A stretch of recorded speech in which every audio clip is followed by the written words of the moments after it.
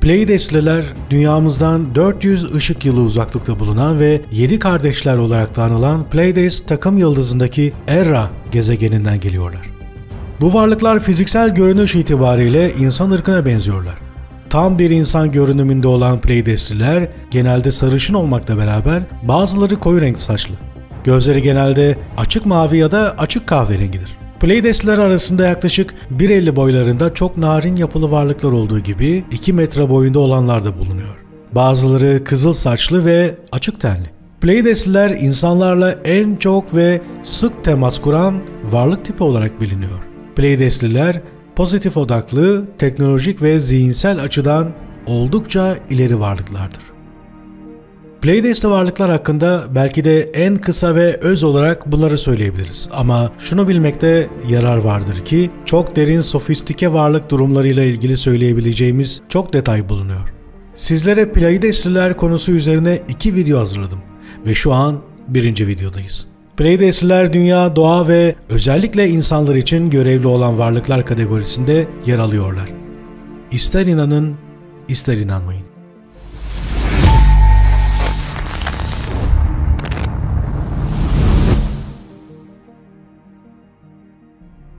İnsan kafasını göğe ilk kaldırdığından beri yukarıdaki gök cisimleri kalplerini ve zihinlerini derinden etkilemiştir.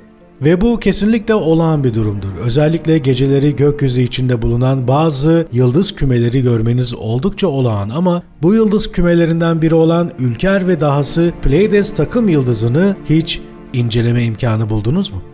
Antik Mısırlılardan, Romalılardan ve dünyadaki hemen hemen tüm kültürlerde öne çıkan bir yıldız topluluğudur ve ne tuhaftır ki eğer buna kanıtları görmeyip sadece bir rastlantı dersek bu rastlantının tüm uygarlıkları yakından etkilemiş olduğunu görmemezlikten gelip gerçekten de sağlam rastlantıymış demek durumunda kalırdık. Oysa ki bu olağanüstü bir durumdur. Yunanlılar Kuzey ve Güney Amerika'nın yerli kabilelerine, Asya ve İskandinavya'ya ve ötesine yayılan üstün varlıkların kalıntıları ciddi anlamda fazladır. Bu videomuzda bu kalıntılardan elimden geldiğince bahsetmeye çalışıp gökyüzündeki bu yıldız kümesinde var olan ve kendi modern astronotlarımız hatta bilim adamlarımızın yakından incelediği Pleiades'ten bahsetmemiz gerektiğini düşünüyorum. Ve bu yıldız binlerce yıldır insanlık tarihinin yolunu etkilemiştir. Belki de bu kötü şöhretli yıldız kümesi kim olduğumuzu ve kim olmamız gerektiği inancını temelde daha fazla etkiledi. Ne yapıyoruz, neredeydik ve nereye gidiyorduk? Hatta DNA'mızın büyük bir bölümü kilitli. Kullanılamaz halde. Peki ama neden?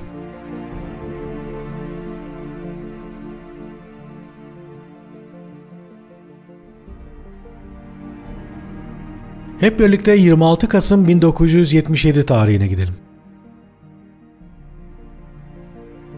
26 Kasım 1977 tarihinde İngiltere'nin güneyinde bir bölgede yerel haberler yayınlanırken yetkilileri ve halkı alarma geçiren, rahatsız eden bir şey oldu. Emlink yayını sözde korsan bir yayın vasıtasıyla verilen bir mesajla kesintiye uğradı. Kelimenin tam anlamıyla herkes şoka girdi. Bu dünyanın dışından bir yerden sinyal alınmıştı ve gerçek zamanlı olarak televizyonda canlı yayında ses şeklinde canlı olarak yayına müdahale edildi. Altyazıyla sizlerle paylaşıyorum.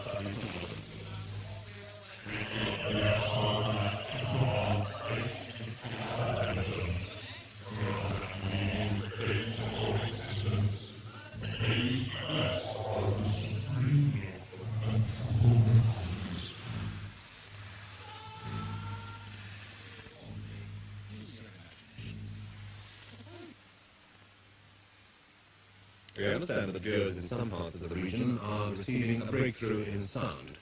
We're sorry about this, and we're doing our best to rectify the fault.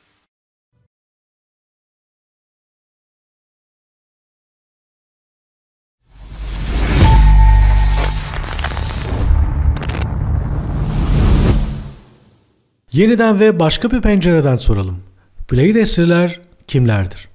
Aslında bu soruyu kime sorduğumuza bağlı olarak alacağımız cevaplar oldukça farklı olacaktır. Örneğin arabası Subaru olan birisine sormuş olalım. Ne dersiniz? Belki geniş ve uzun bir cevap alabilirdik. Subaru marka ambleminin hikayesi muazzamdır ve aslında her şeyi anlatıyor. Subaru, Japonca ülke kelimesidir ve 6 adet 4 köşeli yıldızdan oluşan oval şirket logosu Ülker Yıldız kümesini temsil ediyor. Kelime aynı zamanda birleşik anlamına da geliyor. Çünkü Subaru şirketi 5 şirketin birleşmesiyle oluşmuştur. Şafak Getirenler Pleiadeslilerden Öğretiler kitabının yazarı Barbara Marjanock aslen kendilerinden Pleiadesliler olarak bahseden bir grup adına insiye olmuş, trans haline girerek konuşan uluslararası üne sahip bir kanalcıdır. Ülker Yıldız sisteminden çok boyutlu ruhaniyet varlıklarının enerjisel veya boyutsal farkındalıkla kanal olan bu kişinin sesiyle konuşmaktadır. Bu etkinliğin ve kurulmuş olan iletişim kanalının misyonu insanlığa ruhsal dönüşüm sürecinde yardımcı olmaktır. Yani Pleiadesli ruhani varlık bir insanın kanal olması vasıtasıyla bilgi ve mesajlarını aktarmaktadır ve bu sistem dünyada oldukça yakından bilinen bir yöntemdir. Diğer taraftan UFO araştırmacısı ve exopolitics.org yazarı Michael Salla, Pleiades yıldız kümesindeki dünya dışı varlıkların insanların ataları olduğunu öne sürüyor. Salla, Pleiadeslilerin dünyanın geleceğiyle ilgili endişelerinden dolayı insanlıkla bağlantı kurmaya motive olduklarını ve insanlık ve dünyanın kötü bir yola girmesinin kendilerini de yok edebileceği endişesiyle yardım ettiklerini belirtiyor. Ayrıca Cherokee efsaneleri yerli Amerikalıların uzun zaman önce Pleiades'te ortaya çıktığını öğretir ve yerli halkın ışık ve bilgi getirme misyonuyla dünyada yıldız tohumları olarak bulunduğunu iddia eder. Navajo'lar Pleiades yıldız kümesini parlayan güneşler olarak adlandırır ve Irakyus takım yıldızına mutluluk için atıfta bulunur.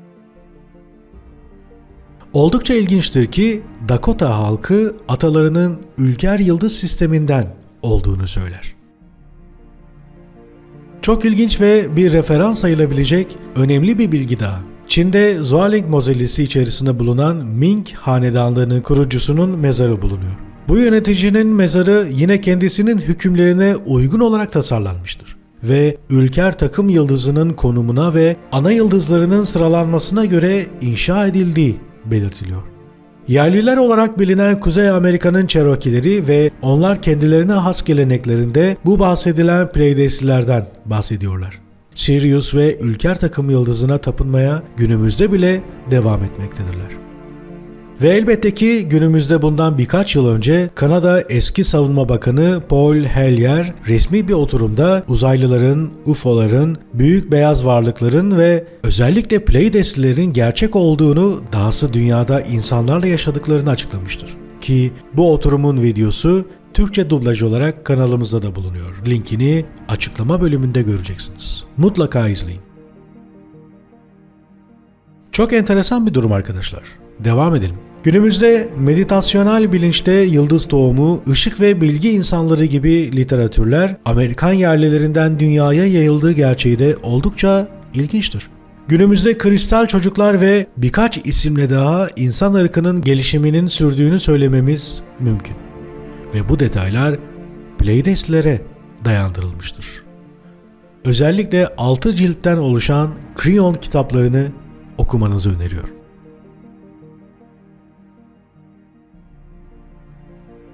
Bunlar tabii ki günümüzde büyük kozmik sırlar olarak geçiyor ama basit bir düşünce sistemiyle şu soruyu sormak gerekiyor. Eski insanların, dahası eski kralların veya yöneticilerin bildiği, her şekilde hayatına ve ölümüne dahil ettiği yıldızlardan gelen varlıklar Pleidesliler olarak karşımıza çıkıyor. Acaba eski insanların bu gereksinimleri neden sürekli olarak karşımıza çıkıyor? Görmezden geldiğimiz bir şeyler olabilir mi? Lütfen sizler de düşüncelerinizi yorumlarınızla birlikte benimle paylaşın arkadaşlar. Aslında sorun bir uzaylı ırkın var olup olmadığını ortaya çıkarmak değil. Asıl sorun özellikle yöneticilerin böyle bir şey istemeleri ve yaptırmaları. Yani mezarlarını yıldız kümelerine, hatta ana yıldızlara göre hizalamaları. Mısır'ın Sirius'a tapınmaları, kendilerini mumyalatmaları. Piri Reis'in inanılmaz haritaları. Sümer tabletlerindeki gezegenler ve konumları. Mağaralardaki uzaylı tasvirleri. Arkeologların birçoğunun açıklayamadığı uzaylı heykelleri ve astronotlar. Hatta dünyanın her yerinde olan piramitler vesaire. Sizce bu bilinç nasıl ve nereden geliyor?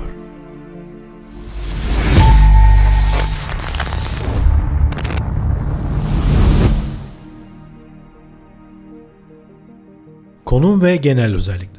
Bugünlerde dikkatli bakışlarla Pleideslilerin yaşadığı bu yıldızlar görülebilir. Aslında eski uygarlıklar Pleideslilerin yaşadığı Ülker yıldız kümesinin 7 yıldızdan oluştuğunu belirtiyorlar.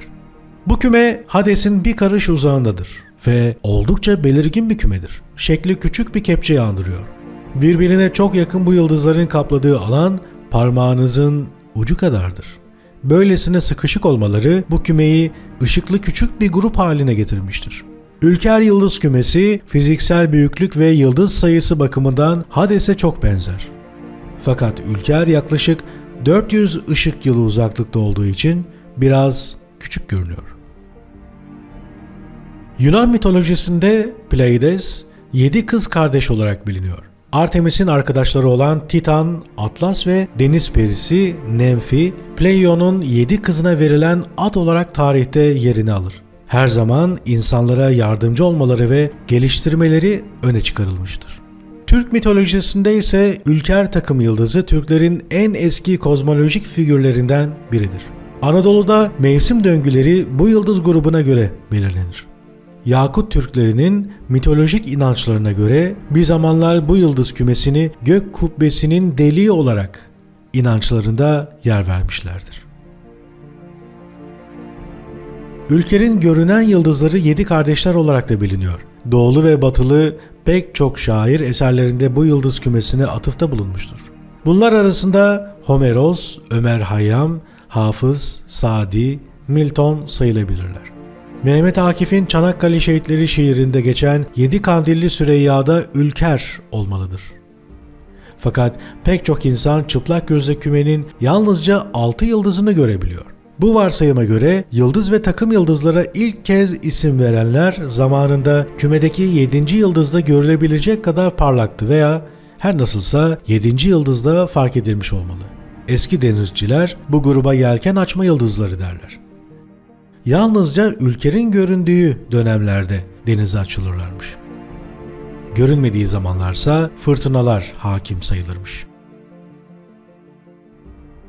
Gördüğünüz gibi Pleiades ve Pleiades'lerde eski uygarlıklar itibariyle bilinen, bazı varlıklara ithaf edilen ve günümüzde açıklanamayan varlıklar olarak karşımıza çıkıyor. Ülker takım yıldızının 7 ana üyesi, yani bu 7 ilahi kız kardeşin güzel olduklarına inanılıyor. Güzellikleri nedeniyle Olimposlu bazı tanrılarla ilişkileri de olmuştur. Ülker, yani 7 kız kardeş şunlar: Maia, 7 ülkerin en yaşlısı ve en güzeli. Zeus'tan Hermes'in annesi. Elektra, Zeus'tan Dardanus ve Iasion'un annesi. Taygete, Zeus'tan Lakedaimon'un annesi. Alkyon, Poseidon'dan Hiraeus'un annesi. Kelaeno, Poseidon'dan Lysius ve Öphlus'un annesi. Sterope, Ares'ten Oinemeus'un annesi. Merope, 7 ülkenin en genç olanı. Orion ona kur yapmıştır. Diğer efsanelere göre ise Sipyus'la evlenip bir fani olmuş. Sipyus'a birçok oğul evlat vermiştir. Bu yüzden yıldızı en sönük olandır. Bazı efsanelerde bahsedilen kız kardeşlerden Merope'nin kaybı, Pleiades yıldız kümesindeki yıldızlardan birinin çıplak gözle bakılırken gözden kaybolmasını simgelemektedir.